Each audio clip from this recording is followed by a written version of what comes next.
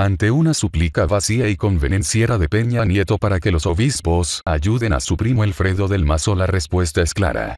Para la Iglesia este es un peligro enorme, pues aceptar las dádivas del PRI indicaría para un sector de la población muy creyente pero también muy harto de la corrupción que si bien Dios existe la Iglesia no lo representa. Elecciones de escándalo, tituló el semanario Desde la Fe su editorial del domingo, que habitúa a ser la postura de la Arquidiócesis Primada de México, donde censura que las elecciones estatales en 3 estados y municipales en Veracruz costarán 4.000 millones de pesos, y desliza además una crítica velada a Peña. La pregunta es, ¿para esto se emplea el dinero del gasolinazo?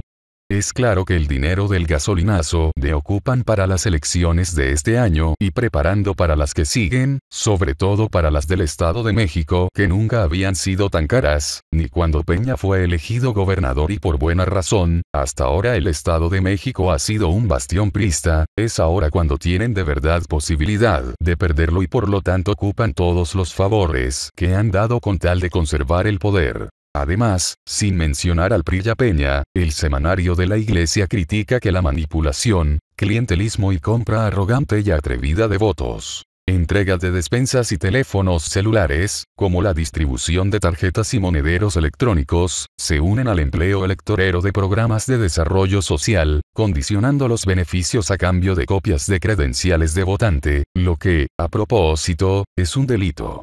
Añade. La población del Estado de México, donde prácticamente la mitad vive en pobreza, se encuentra arrasada por el crimen y la impunidad. De esta forma la entidad que dejará la presente administración vive asediada por ampones, y prácticamente existen localidades en virtual toque de queda. En 2016, el Estado de México fue apabullado con cerca de 3.000 homicidios, y es primer lugar nacional en el índice de feminicidios. Además, los mexicanos somos nuevamente testigos de elecciones caras que nos cuestionan si de verdad valió la pena una reforma estructural político-electoral, cuando los hilos de este proceso se mueven por quienes controlan millonarios recursos que avientan como migajas. Emplear electoralmente el hambre, además de ser inmoral, es una de las peores faltas sociales que implican la destrucción de la democracia, poniéndola al cargo de camarillas y dinastías agarradas a un poder que se niegan a dejar. Desde la Fe concluye. Usar la pobreza de los mexiquenses puede provocar el encolerizo popular, como poner bajo peligro la paz social y esporádicamente la legitimidad de los resultados de los próximos comicios. Miembros de una camarilla y dinastía frecuente al poder, la del grupo Tlacomulco, a Peña y a su primo del Mazo no les fue bien con los obispos. Por lo que la escena, en Los Pinos, revela la claudicación de un jefe de Estado. Además la desesperación de un político en desahucio. El presidente Enrique Peña Nieto, a la vera de su investidura y con la solemnidad del fiel católico, hace una reverencia ante cada uno de ellos de los obispos y les besa el anillo, símbolo de autoridad divina.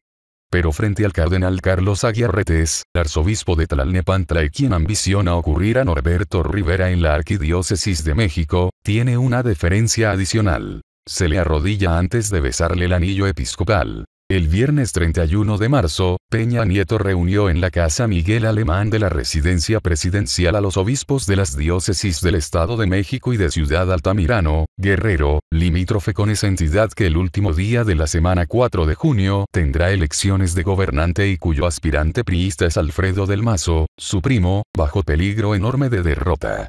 Testigos de lo sucedido en Los Pinos revelan que Peña Nieto mandó traer a los obispos en camionetas de mucho lujo colmadas de regalos, arte, prendas y enseres religiosos, y en su momento deslizó, adulador, la oferta de otros apoyos a sus necesidades. El gobierno quiere acudir a la iglesia.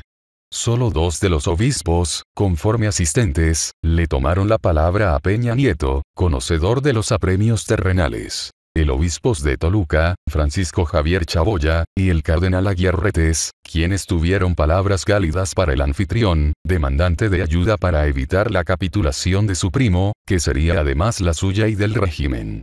¿Sobre qué conversaron?